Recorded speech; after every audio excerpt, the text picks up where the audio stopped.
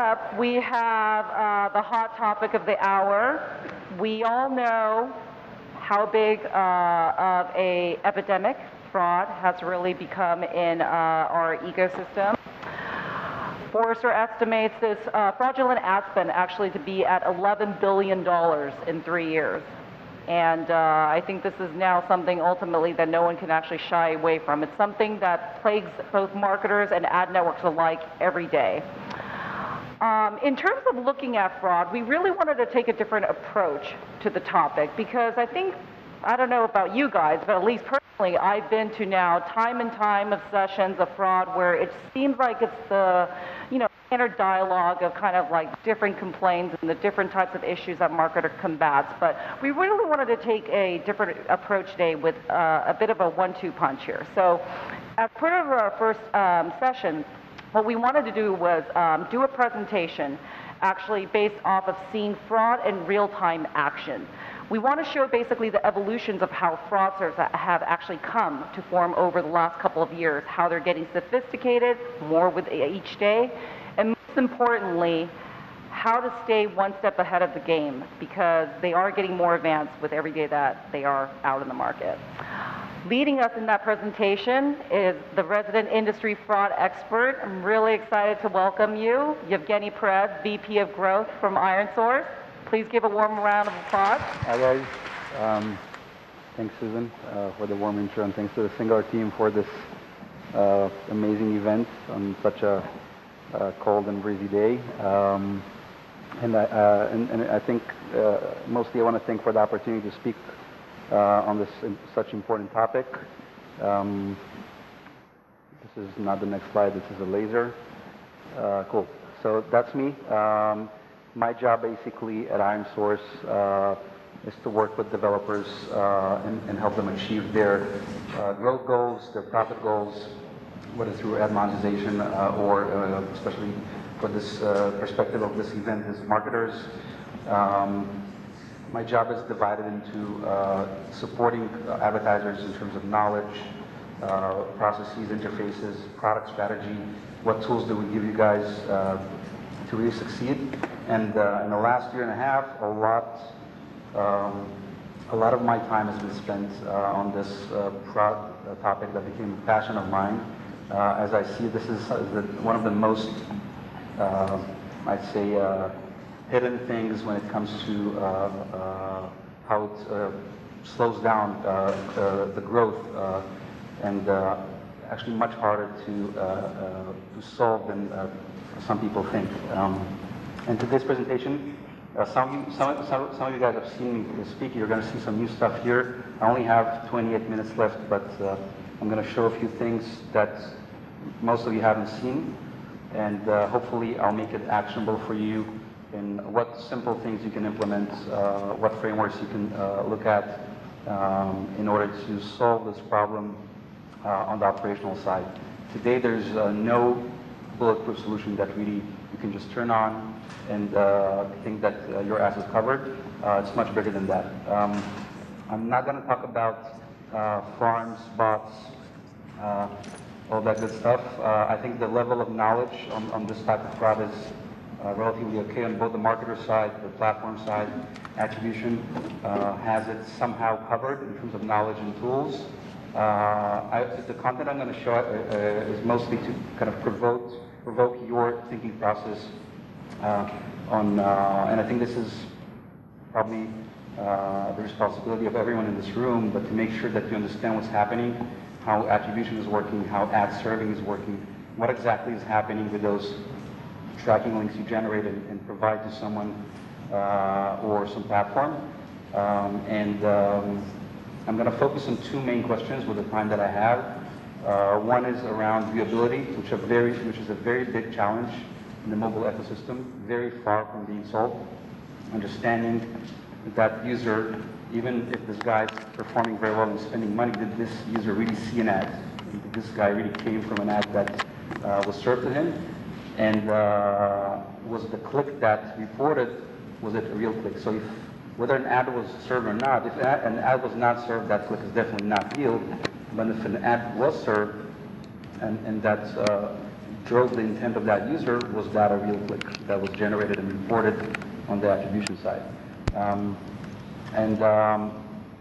Specifically with fraud, most people think of it as something that is associated to the farms, the bots, some device catalogs, and I want to show today something that I think we're all involved in, right? So assuming you all have a phone and you've engaged with ads or you have some apps installed, fraudsters have access to your phone, your device IDs, and that device ID, once a fraudster has it, it's not that complicated to start using that to manipulate attribution, even if they're not serving ads, if they're not really engaging with you to convert through an ad. Here. So on the right, it's a real device. This is my iPhone connected to my laptop, mirrored to my laptop. This is a legitimate publisher. This is a top 60 grossing app showing banners, very high DAUs, very legitimate app, legitimate business, public company. The company that they're working with that are providing these banners are a legitimate company. No fraud is happening here.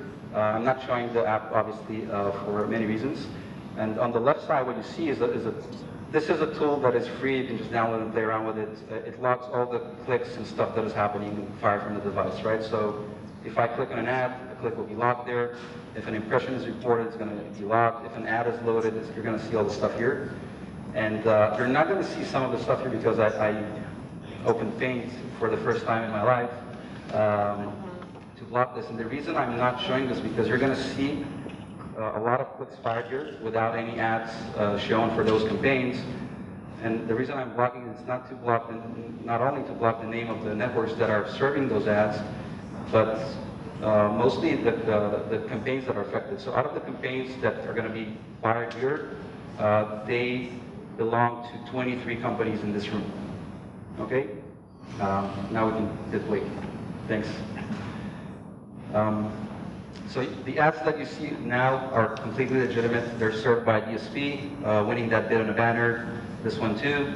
You can see the impression trackers report that impression. Everything is clean. The next ad that is going to come up in a few seconds, you're going to see it appear a bit broken and kind of low quality. It's not a campaign that is, it's going to be like a generic banner. They're going to see a lot of stuff happening in the background. So again, this is any of us using an app that shows banners. We're not even looking at those banners. Look at this now. You saw it appear kind of broken in the bottom, very low quality. And there's a lot of stuff that is happening now. While this thing is loaded, in the background, there's a piece of code that is running. So this is the piece of code that is running in the background. Basically, this is a tag of a banner. A banner that is shown actually is loading a banner, but actually behind it, this piece of code is running. It's a JavaScript code, but it's going to be implemented in many other serving methods and formats. Credit to Gadi for translating this piece of code to English. And basically what we have here is one long list of click URLs, of 50 click URLs, and another function that opens an iframe, which is like think of it as a browser tab open in the background for each of those click URLs. So 50 clicks are being fired for 50 different advertisers. A lot of them are in this room, and what you can see is that all those click URLs belong to other entities that you're not familiar with these tracking links, but because you're sending the tracking links that look different, and these guys are wrapping them. What you can see here, I removed some of the names of the companies, but what you see on the right is one of the first things at the top here. Obviously, this is ad stacking, right? Because there's a lot of ads stacked behind this. There's click spamming because there were no real clicks. There's also domain spoofing. As you can see here, you see these site names. This was in-app banner traffic, and it's going to be reported to tracking companies as if it's mobile web. These websites, different websites that were not open on the phone, you saw that. That's kind of the beginning of the domain spoofing, right? So you would assume you're buying from these guys, or actually it's driven from this app. Within one redirect, this thing happens, right? So you can see on the left is it's the same log that I just removed the names. You can see what's happening, and a lot of learnings have been shared across advertisers. That's why a lot of you guys have seen me before. this is an example that, and this is where things are kind of becoming actionable because there's not much you can do with what I've shown you before besides try and do this by yourself.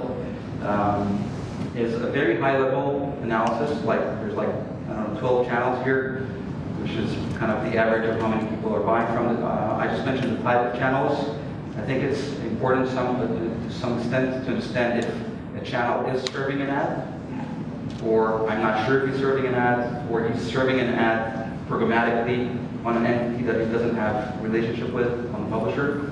And basically what we did, we looked at reported impressions. So the impressions that are reported when you log into these channels, right? So if you log in on these guys and you look at the impressions and the clicks, this is their truth. You log into your tracking provider, you see other numbers, installs, tracking. We look at these metrics, which is CTR, CVR. IPM is a combination of two. It's installs per mil. It's a very important metric to monitor.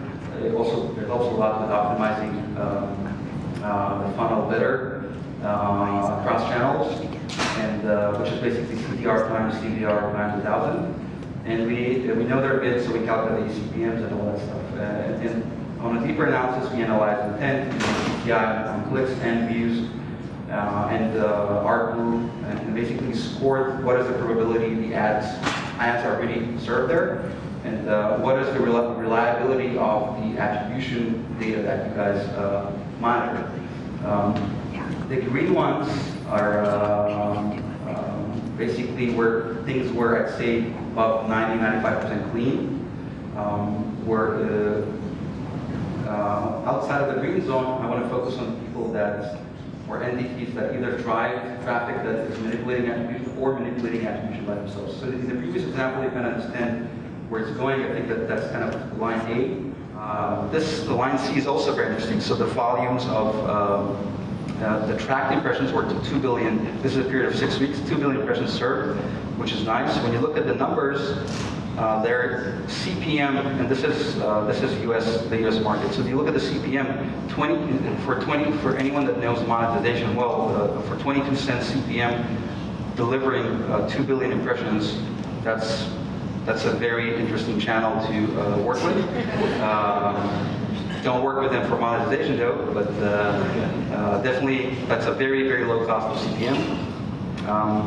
And I want to focus on line G, which is also interesting. So here what you see is very high click-through rate. So this is another reputable video network where they do not report clicks to on their dashboard. They do report a lot of clicks to the trackers.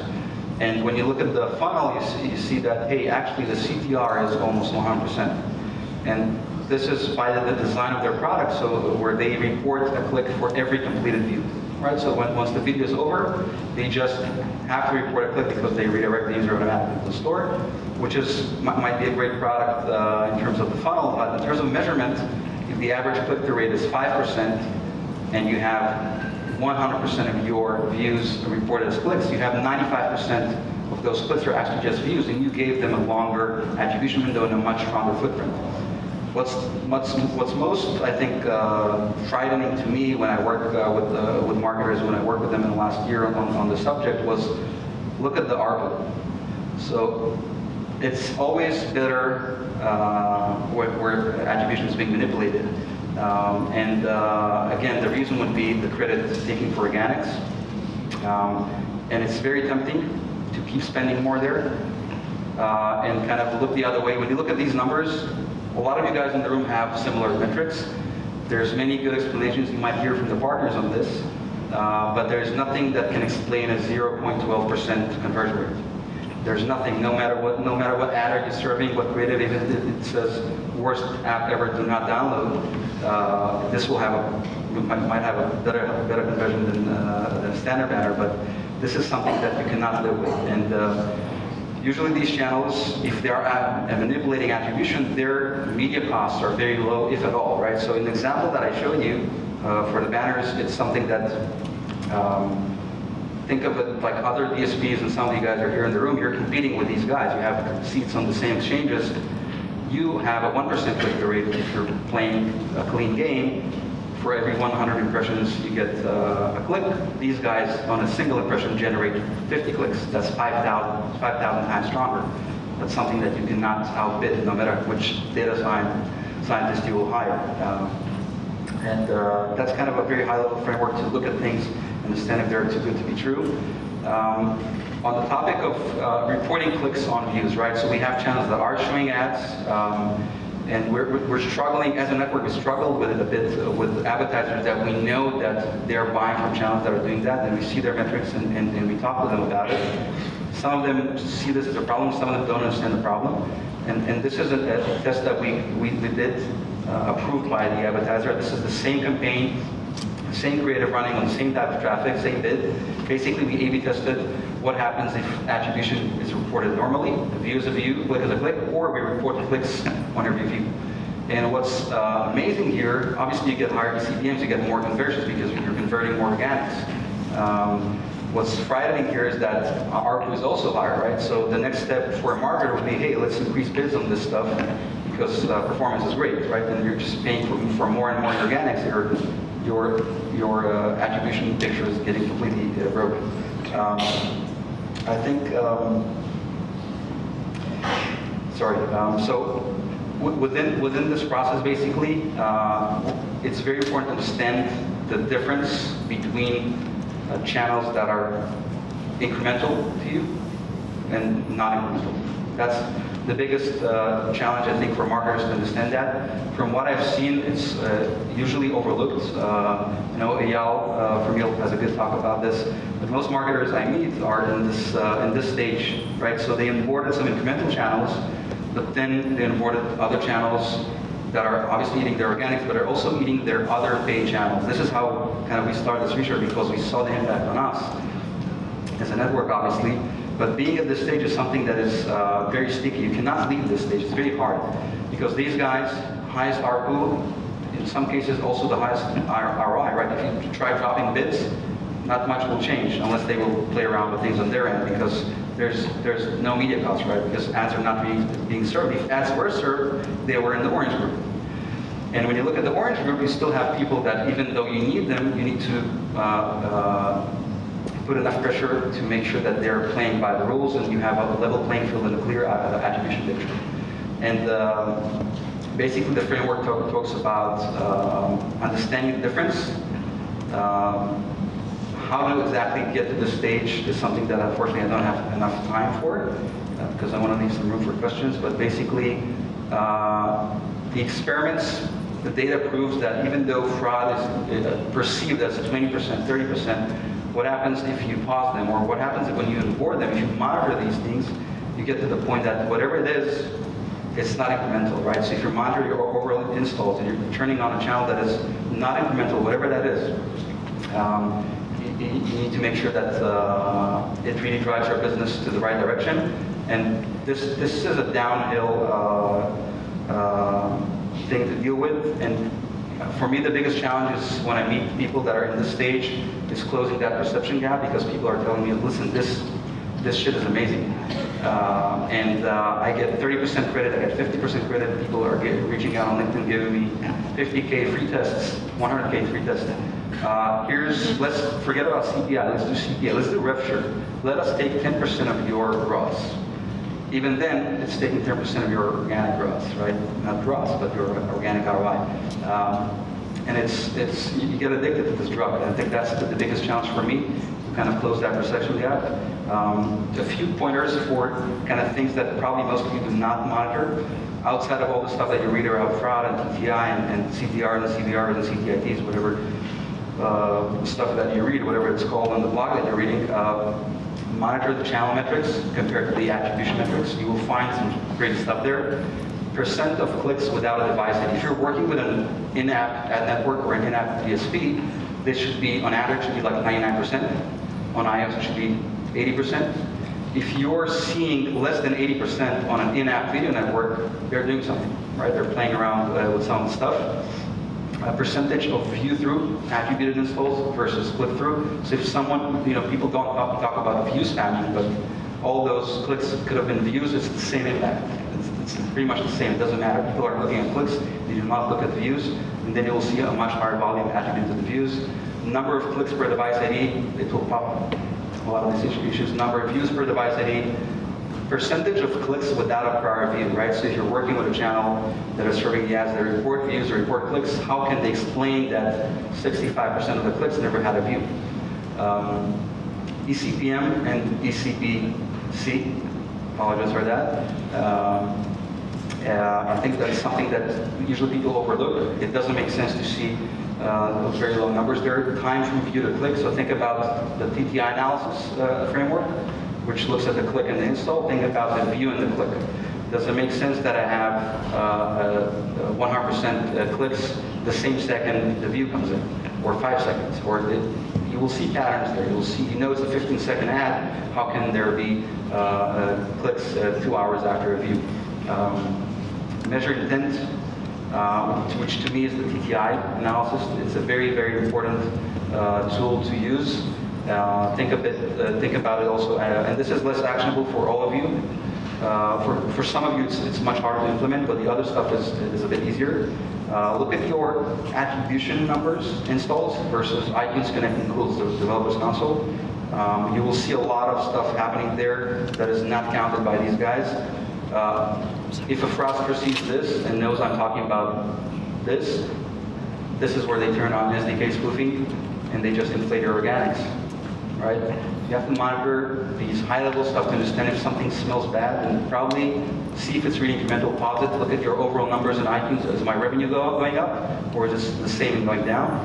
Which is basically all the topic of incrementality, if at all, if it is incremental, and if it is, by how much you can apply the right bidding strategy. That's it. Any questions? Great talk. Really touches my heart. DSPs, can you talk a little bit more about the potentially buying on or claiming on the bid request? Because that's not 100% clear, at least to me. So you're buying on MoPub, for example, and you're on DSP. How do you? So basically, you're listening, and every bid request you're kind of claiming as your own and sending that as to the MMP. So that's one example. That requires a seat on an exchange. Basically, we're talking about an entity that is reporting events, clicks, or views on a real device. I think that's the problem, not a fake install farm, whatever that is. You don't even need to reach that level, because any of us, we work for companies that have access to probably, on average, 1 billion device IDs that are real. Covers probably most of the room. And all we need to do is gain access to a campaign and just run a script and fire a click every morning randomly, hoping that some of these guys will generate that conversion. And that's like probably like a 50K income a day just doing that. On the exchange would be basically, once you get access to that device ID, you can do whatever you want with it. Technically, not legally and not morally, but once you have access to it, anyone can do just report a click. So it's just out there. It's by the design of the ad serving ecosystem. It's just there. You need to know what the device ID is so you can bid and then report it to the trackers. That's the bad news. Anyone else?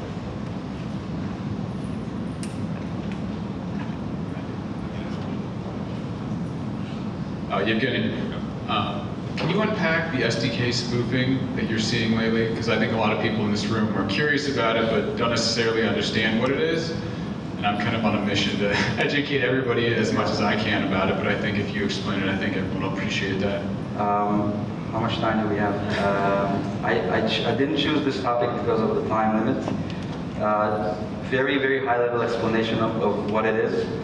First thing to understand that it's much bigger than you guys think. Where if I have access to real device IDs, right, and think about this associated this claim, right? So I just fired 50 clicks on this device ID, and I have access to 1 billion more.